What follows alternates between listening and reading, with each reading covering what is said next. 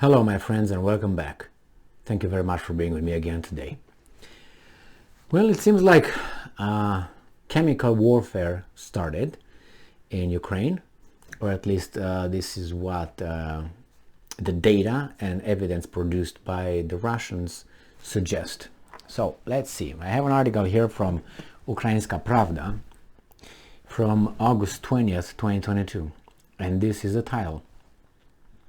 Russian forces claim soldiers have been poisoned in an act of Ukraine's chemical terrorism. The Russian Ministry of Defense has claimed that Russian soldiers have been poisoned in Zaporizhzhya Oblast of Ukraine with an artificially derived poison. Source: Russian state-owned news agency TASS on Telegram, quoting the Ministry of Defense of the Russian Federation. The Russian Military of Defense claimed that the Russian soldiers who took part in hostilities in Zaporizhzhya Oblast were, and I'm quoting, hospitalized with symptoms of severe poisoning.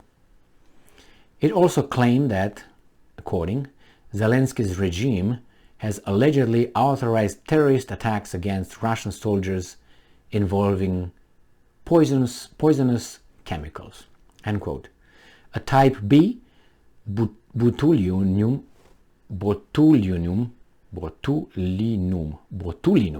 toxin has allegedly been used to poison Russian occupying forces in Zaporizhzhya Oblast. Russian military medics have confirmed the presence of artificially derived poison in the bodies of those hospitalized with poisoning symptoms. Russia is threatening to send unspecified quote-unquote evidence of chemical terrorism act carried out by the Kiev regime to the Organization for the Prohibition of Chemical Weapons. We should all be concerned, shouldn't we? Russia has also decided to conduct an additional investigation into whether the Russian appointed head of Kherson Oblast, Volodymyr Saldo, has been poisoned with poisonous chemical weapons. Earlier, Volodymyr Saldo, the Russian appointed head of Kherson Oblast, was hospitalized in Russian-occupied Crimea on August 5th. He was in medically induced coma and on assisted ventilation. Reports suggested he might be transferred to a hospital in Moscow due to the worsening of his conditions.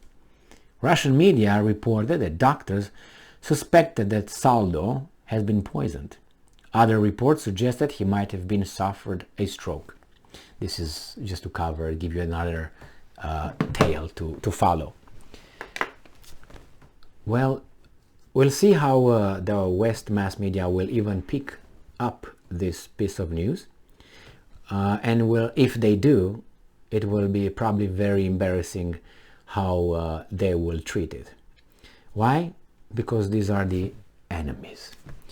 Even if you have to report something, if you report it objectively. You just report this happened, blah, blah, blah, blah, blah. They claim this, the other ones claim this.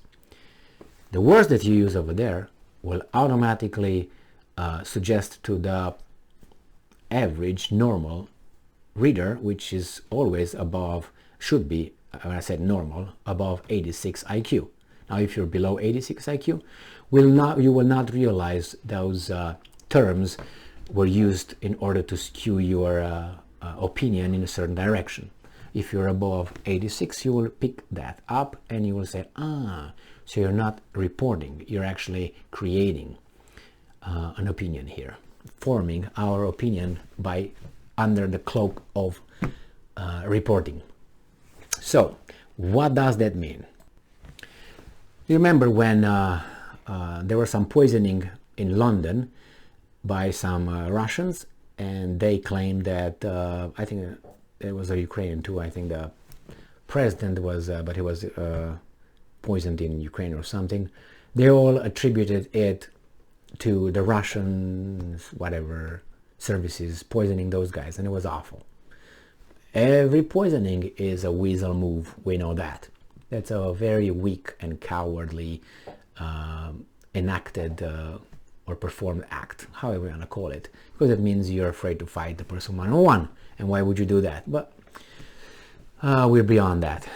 So they looked at it as they should, you know, look at meaning the poisoning as something very negative, which it is, regardless what direction and who's doing to whom.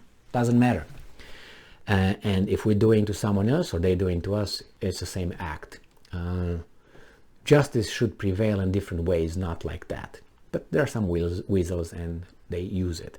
Now, regarding those people who were poisoned, and some of them, I think one of them died and the other ones somehow survived because the Russians put up the wrong portion, the quantity of poison, and they survived somehow. And they said, well, it was the Russians, but they're so unprofessional they couldn't get the job done somehow. And it's very strange. And then it was that guy, the felon, Navalny, who violated his parole. And wherever you go in this world, and if you violate your parole in a normal society, you go and do the rest of your sentence, which Navalny is doing right now, plus some extra for his new convictions that he's got. Now, in this case, if these guys were poisoned by whomever, I think we should be greatly concerned for the health of those individuals. Fighters, warriors, whatever you want to call them. They were poisoned, and if it's proven that it was the Ukrainians somehow, because I have no knowledge of that kind of chemical that was used, so I don't know who, it doesn't matter who manufactures it. All it matters is who used it to commit this crime, however you want to call it. I don't think there's justice by doing that. Even if those people are bad dudes, that's not how you do it. Because if you do it like that, they can do it to you as well then. Because they think that what they do is just. And what are you going to do about it? You know, if I identify as a girl right now, you have to respect that. So that's why it's very tricky with my self-identification and feelings. Because if I ask you to respect my feelings and interpretation of myself, self-identification, then obviously I have to do the same thing for you. So if you identify as being my boss, I have to respect that. But what if I say I'm your boss? And you have to respect that. So who's going to be whose boss? You see, that's stupid. It is. So that's why the self-identification, that's based not only what you identify with, it's what your behavior and the people around your society attributes to you as what you are. But that's a longer story. You need to read some Piaget, and even if you go and listen to Jordan Peterson, he's going to have some very nice explanations about how you can identify yourself. But I mean, that's not my point here. My point is that I'm waiting to see the Western organizations that are against this kind of situations, how they're going to react to these people, which if they react with in a careless way, that tells me they don't really care about these people, which that means they spy them and they don't consider maybe human. Because when you say I'm for the human rights, it doesn't matter if that human is a criminal or is a pedophile or is a perfect human being. They're all human, so I'm going to defend their human rights.